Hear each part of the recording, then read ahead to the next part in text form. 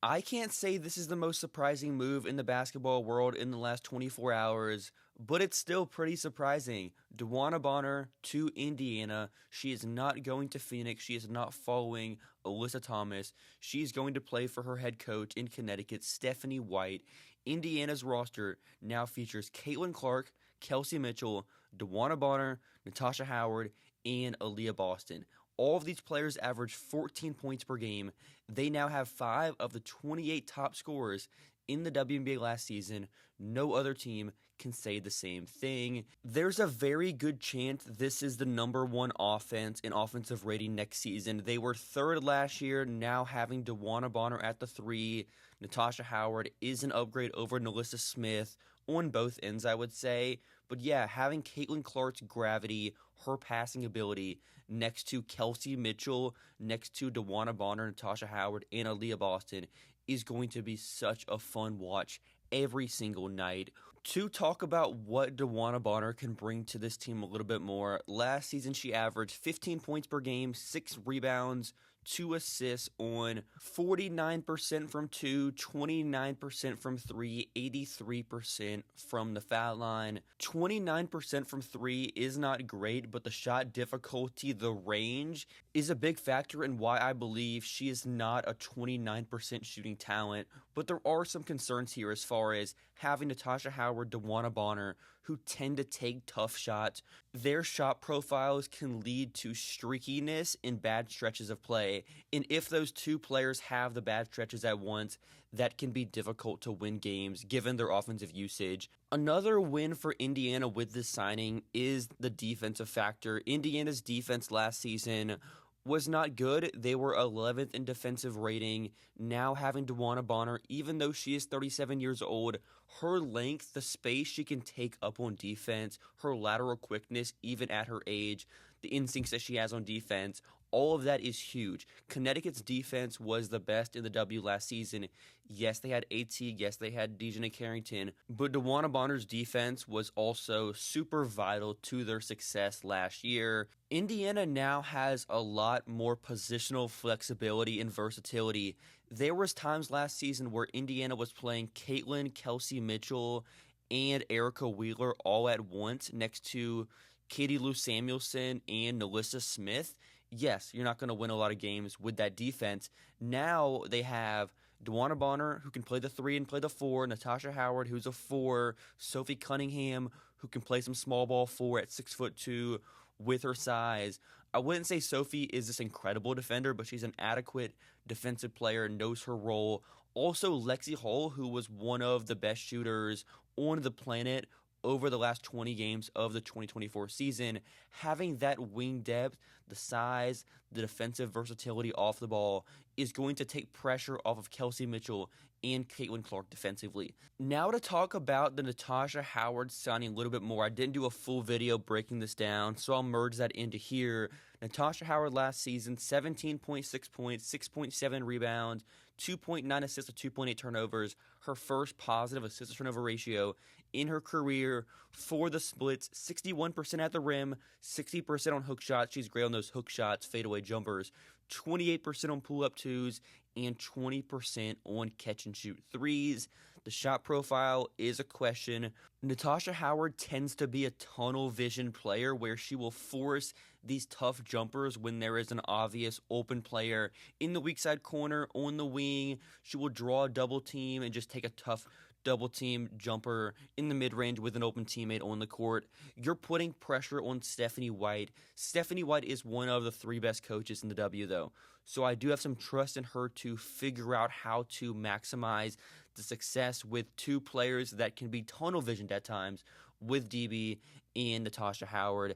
Howard defensively now, do I think she's an upgrade over Nalissa Smith?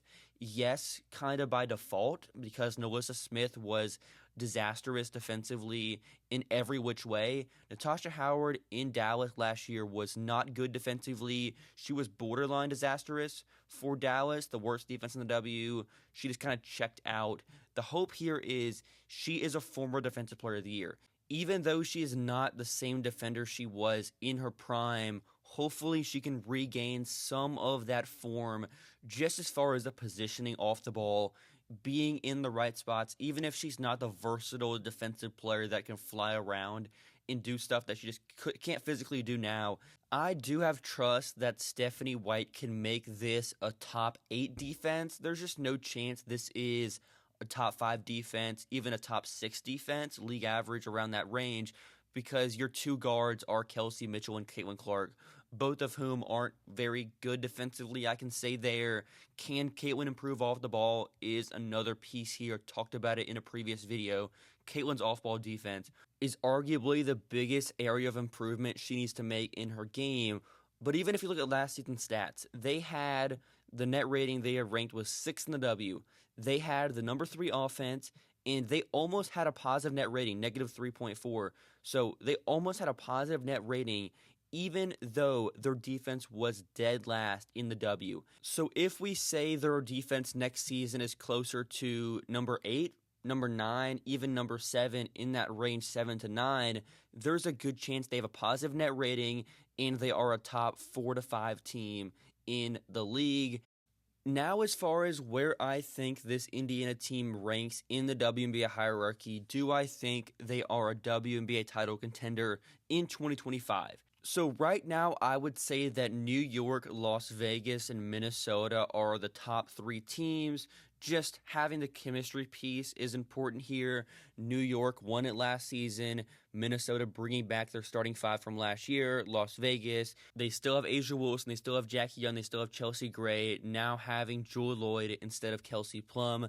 They are a contender. Phoenix, having AT, having Ka, having Satu Sabali as well. I would say Indiana is closer to Phoenix than they are to Minnesota, Las Vegas, and New York. Is it impossible that this team wins a championship in 2025?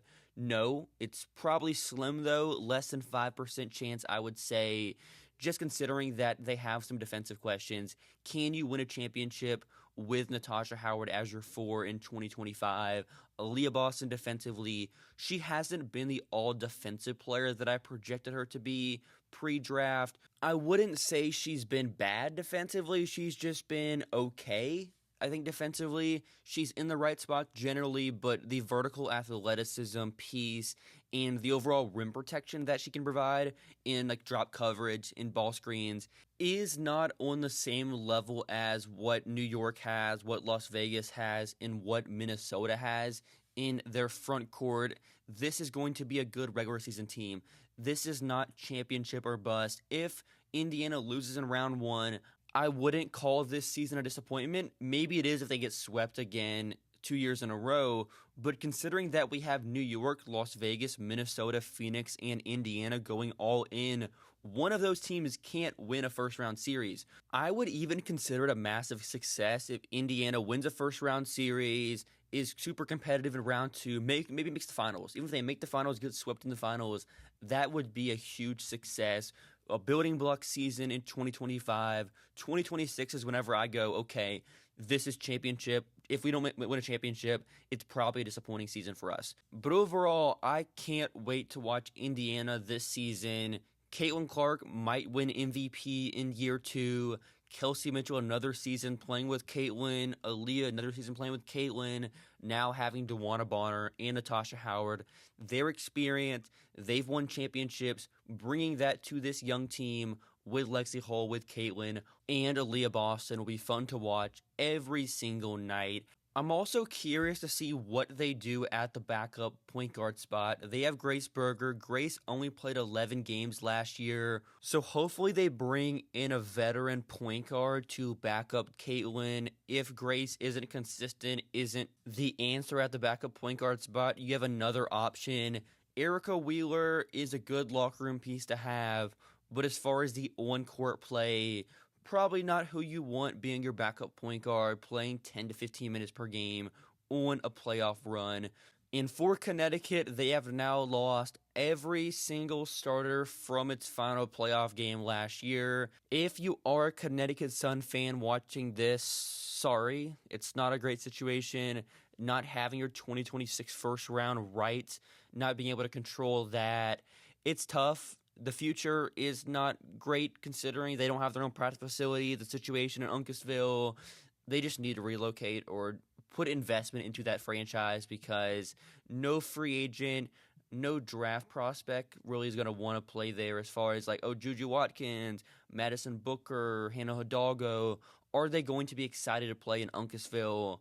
Definitely not. So that is important for that franchise in the next couple seasons. As they enter a major rebuild, they could be the worst team in the W, even worse than Golden State, who hasn't really made any moves this free agency. So let me know your thoughts in the comments below. What do you agree or disagree with from my takes and perspective on the Indiana Fever's offseason?